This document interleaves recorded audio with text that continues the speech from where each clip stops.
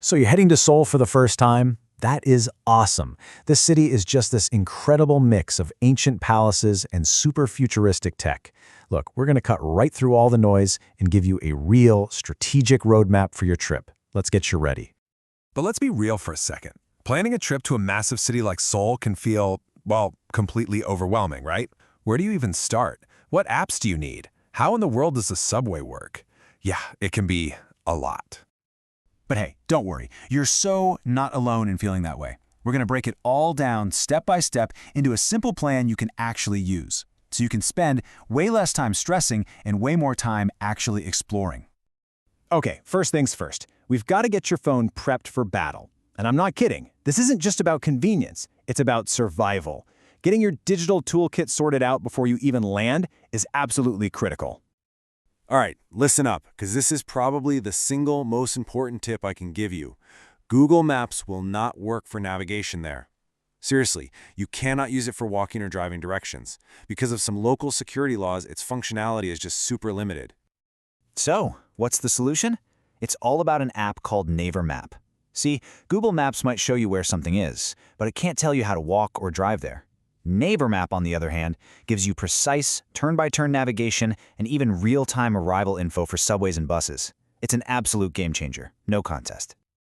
So, to recap, your essential app trio is this: Naver Map for getting around, Papago for translations, which are way more accurate than Google's, especially for menus, and koreatour for hailing a taxi. Get these three on your phone, and trust me, you're pretty much set.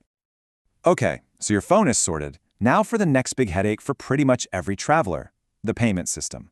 You've got T-Money, Wow Pass, the new climate card. I mean, which one is right for you? Let's just break it down to the two best options for you. Think of it this way. The Wow Pass is your all-in-one payment and transit card that even lets you exchange foreign cash at these cool kiosks. Now, the climate card is a bit different. It's basically a pass for unlimited rides, but it only works within the city of Seoul itself. Honestly, for most of you visiting for the first time and staying mainly in Seoul, the winning combo is to just get both. Use the Wow Pass for all your shopping and food, and then just grab a 5-day climate card for unlimited, completely hassle-free subway and bus rides. It's seriously the most efficient and cost-effective way to do it. Okay, tech is ready, money is sorted. Now, for the fun part. Let's start building your actual itinerary. We'll kick things off by picking a home base and planning a first day you won't forget. You know, where you stay really sets the vibe for your whole trip. If you want endless shopping and amazing food right at your doorstep, Myeongdong is your spot. If you're more into that vibrant, youthful culture with trendy cafes, you gotta head to Hongdae. And for the absolute best transportation links to get everywhere, staying near City Hall is a brilliant move. Your first stop has to be Gyeongbokgung Palace. It's the biggest and grandest of them all, and the entry fee is just 3,000 won. I mean, that's incredibly cheap to see something so historic. But what if I told you that you can get in for free? Yeah, there's this amazing travel hack that not only saves you a little money, but more importantly, gets you the best photos of your entire trip. Okay, here's the secret. If you rent a traditional hanbok, that beautiful Korean dress, from one of the many shops near the palace, you get free entry, not just to Gyeongbokgung, but to all the major palaces.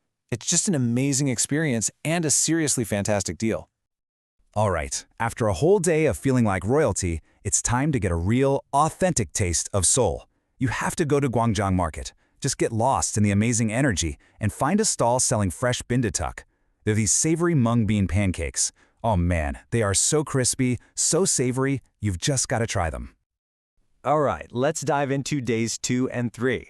This is where we'll mix some of Seoul's absolute must-see landmarks with a couple of unforgettable evening experiences that, a lot of tourists actually miss. Okay, day 2 is going to be packed. Start your morning off with a bit of culture at the National Museum of Korea, which, by the way, is completely free. Then, in the afternoon, you'll head up Namsan Tower to catch a truly breathtaking sunset over the entire city. And then for the evening, get ready. It's time to dive headfirst into the amazing chaos of K-beauty shopping and street food in Myeongdong.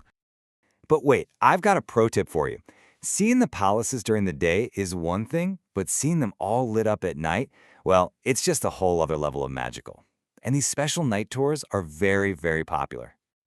So, the two you really want to look out for are the Gyeongbokgung Starlight Tour, which even includes a traditional royal dinner, and the Cheongdeokgung Moonlight Tour, which is this beautiful lantern-lit walk with performances. Just a heads up, these are seasonal, usually in the spring and fall, so you absolutely have to check the dates and book way, way in advance. Day 3 is all about modern Seoul. Grab an amazing coffee in the super trendy Songsu-dong neighborhood, and then go get that iconic photo at the huge Starfield Library inside the COEX Mall. For the evening, head over to the Han River to watch the Banpo Bridge Rainbow Fountain show, and you've got to do what the locals do. Order some chimek. That's chicken and beer delivered right to your picnic spot in the park. It's the best. Okay, we're on the home stretch now. Let's plan a nice, relaxed final day and also cover a few really important cultural tips that'll just help you get around the city with a bit more respect and ease. And for your last day, honestly, there is no better place to be than Hongdae. It is the absolute heart of Seoul's youth culture. You can just wander through the streets, watch the incredible dancers and singers busking, and just soak in all that creative energy before it's time to go. And finally, just a few super simple etiquette things to keep in mind. On the subway, always leave those priority seats at the end of the car empty for the elderly. Always try to use 2 hands when you're giving or receiving something. And a couple of quick don'ts. Tipping isn't a thing, and it's considered pretty rude to talk loudly on the subway or bus. So there you have it. You've got the apps, you've got the money strategy, and you've got a plan that mixes the ancient, the modern, and the delicious. The only question left is, are you ready to go discover your Seoul?